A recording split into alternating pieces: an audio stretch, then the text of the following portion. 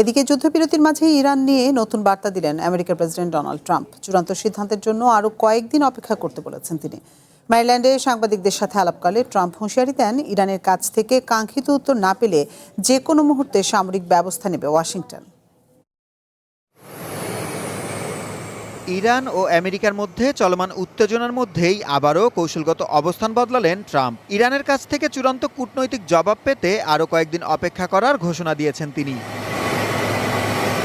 ট্রাম্পের মতে তাড়াহুড়ো না করে কয়েকদিন অপেক্ষা করার মাধ্যমে যদি যুদ্ধ ও প্রাণহানি এড়ানো যায় তবে সেটি হবে বুদ্ধিমানের কাজ। তবে একই সাথে সামরিক পদক্ষেপের প্রস্তুতির কথাও মনে করিয়ে দেন তিনি।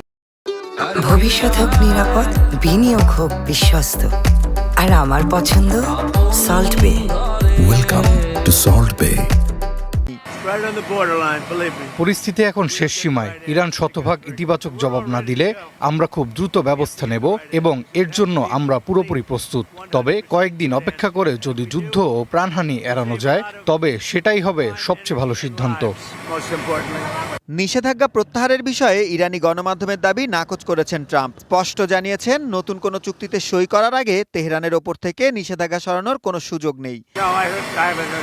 এমন কোনো প্রস্তাবের কথা আমি শুনিনি। চুক্তিতে সই করার আগে ইরানের ওপর থেকে কোনো নিষেধাজ্ঞা প্রত্যাহার করা হবে না। নতুন চুক্তি হলে আমরা তাদের অর্থনীতি পুনর্গঠনে সহায়তা করব, কিন্তু এই মুহূর্তে আমরা তাদের কোনো ছাড় দিচ্ছি না।